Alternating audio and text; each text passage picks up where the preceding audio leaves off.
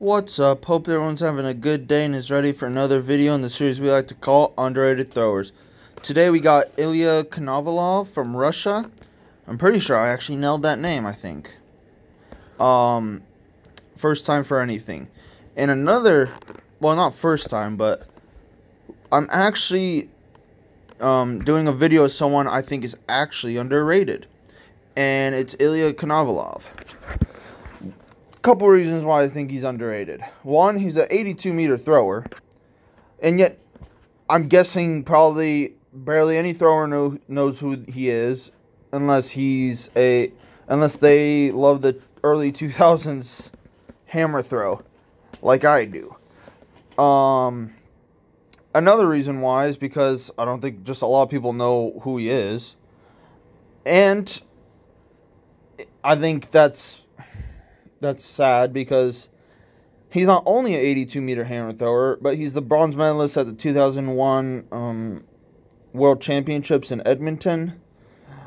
And the two people who beat him are Zemin Kwiatkowski and Koji Murafushi, who both threw like 82-plus meters in that. It's a very underrated comp. I mean, Konovalov threw 80 meters to get bronze, and he threw it like a couple times too. And another reason why I think he's underrated is because he's one of the only Russians post the Soviet Union to actually do something in throws. There's not a lot of hammer throwers from the Soviet Union past the Soviet Union from Russia that actually did something, because they either just got banned straight away or Russia would just be banned from competing.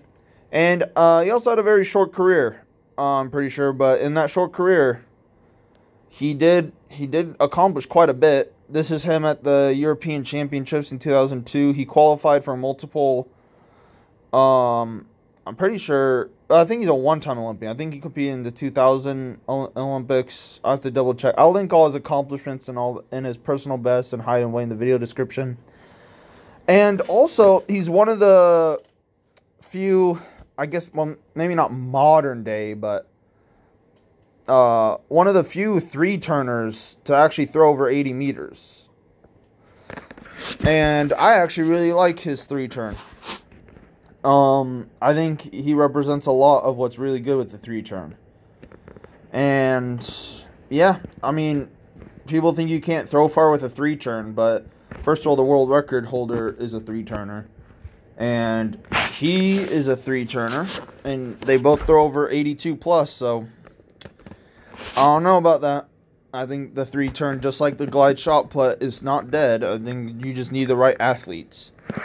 Alright, so, and he is very, very the right athlete. Damn my grammar. But what makes a good three-turner? One, you have to be super explosive. Two, you got to really be able to push the hammer a lot.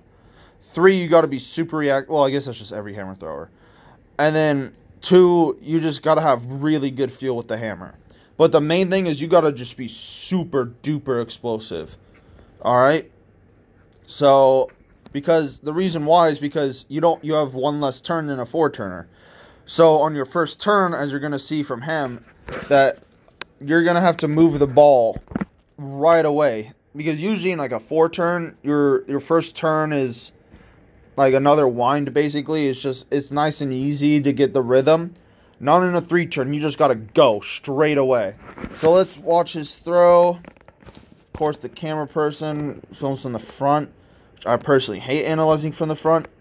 Now, this video doesn't do it justice of how fast he's actually moving the ball. But if you notice, too, just like any great hammer thrower, and chalk it up to the video quality, you can't really see the hammer, but you can see him. The ball is always moving faster than him. And that's what you want. You do not move with the hammer. The hammer has to move faster than you. Alright? So, let's get into it. Oh, also, one other thing. A three-turner also has to have a steeper orbit right away. Just because you have one less turn to build up an orbit. So, your winds kind of get a little more, are not as flat as they normally would be, because you need to establish a low point a little earlier. And by earlier, I mean, well, I don't know about earlier, but I guess earlier. I guess, compared to a 4-turner. Because a 4-turner, you generally want to wind a little flatter, and your entry needs to be flatter. But you notice with him that he downstrokes the hammer, just because, you know, if you push the hammer correctly, the orbit builds up slowly. But in a 3-turn, you just don't have enough turns. So if he actually was to go in flat, he would the orbit wouldn't get to where it needs to be to throw 80 plus meters. And again, I don't know how far this throw actually went. This is a qualifying throw for the European champs. So I have no idea. I think he's actually taking it probably nice and easy. But this is like the best quality video I found, because he could be in the 2000s. So yeah, we're just going to have to deal with it. But so he downstrokes it. Starts pretty wide, which is kind of typical with the Russian style of throwing. They all start kind of wide, and especially with 3-turners. So he downstrokes, lets it past him, and you notice that he lets the hammer pass, and then his feet move. But the hammer is turning his body. Alright? That's important to note. And you realize that, so the hammer, let's see, where's the hammer? I can't even see the hammer. Oh, there it is. I found you. So he kind of picks up a little early. Alright? But it's not that big of a deal if you can keep up with it. It's just because he's just moving the ball just super, super fast. And, you know, in a comp, you're not going to be the most technically perfect person because you're just moving. Granted, this is qualification, but you're not really thinking during a comp. And especially at this level, you shouldn't be thinking during a competition. You should just go. You should already be knowing what you're doing, which he clearly does. All right, so he's here. Great. Really nice counter. And one of the things I really love about Konovalov is that I really love his left knee. Right here. Actually, wait, I forget. I think he's actually no, he's not a lefty. No, I'm just dumb. I'm thinking of someone else. Yeah, so his left knee. Yeah. Okay, I got confused. I don't know how.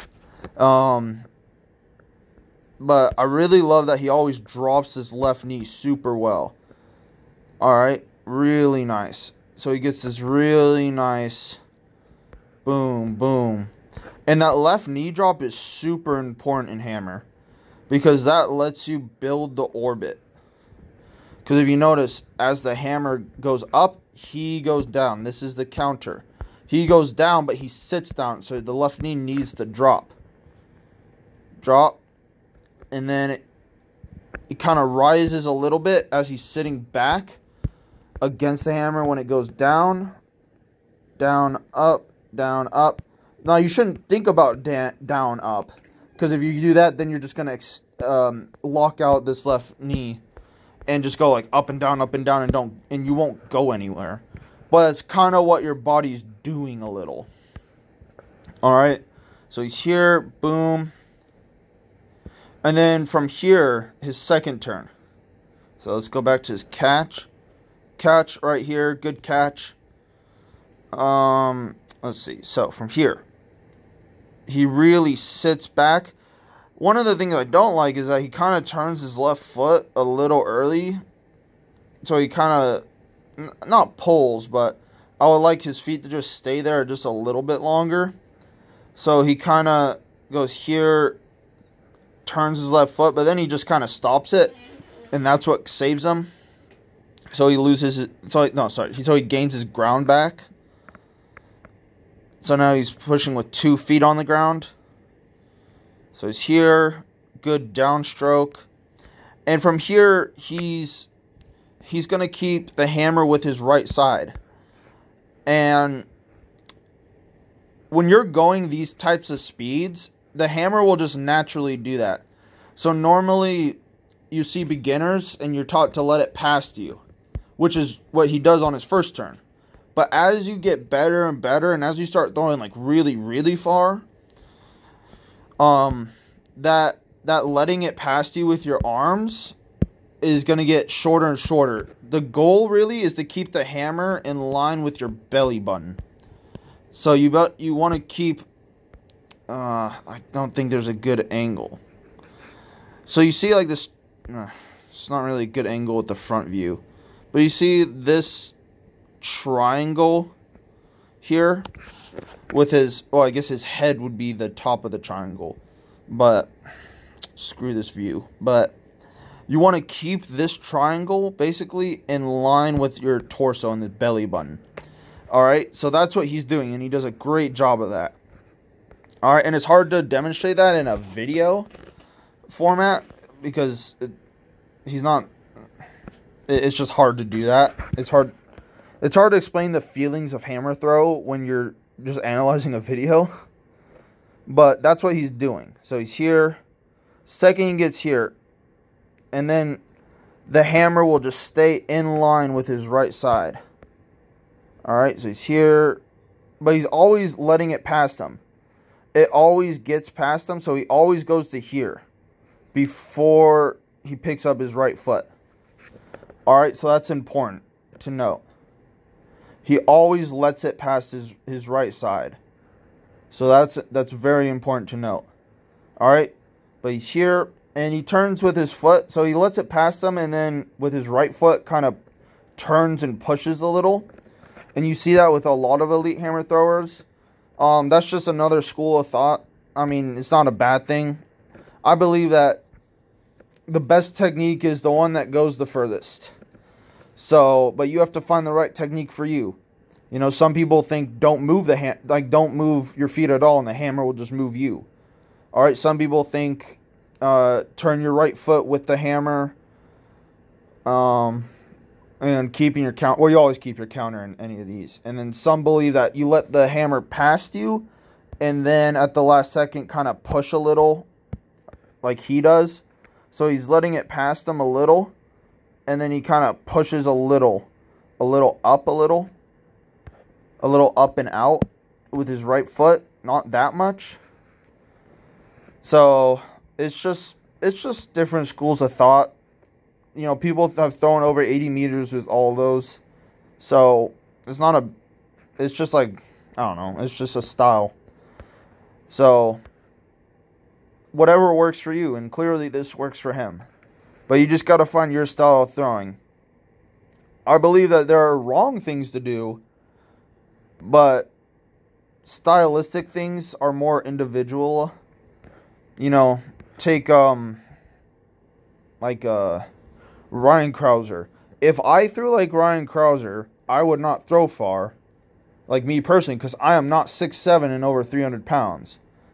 Alright, so I throw a little more like Tom Walsh, even though he's obviously bigger and taller than me, but he's not actually that much taller than me. He probably got like an inch or two on me, but that's about it. So you just got to find what works for you. If I'm not mistaken, I believe Konovalov's like 6'6" or something. Like, he's tall. He's really tall. But I could be wrong about that, but I'll link that in the video description. But let's get back to this analysis. So he's here. Really nice counter. And you notice this little head tilt. This kind of just happens when you throw a hammer. You see it a lot, and people just try and do it on purpose, but it just kind of just happens. So it's more just a product of pushing the hammer correctly and countering correctly. So I wouldn't really worry about that. It's not like a big focus, but if it happens, it's not necessarily a bad thing, you know. So he's here, really nice counter. So you see, as he gets here, he immediately sits back. And when I say sit back, I mean, you think about, you're walking backwards. Like if you're pulling like a sled backwards and you're just walking, that's the kind of feeling you want. Alright, so you're here, boom. And really nice counter here. Catch is really nice. And then from here, boom.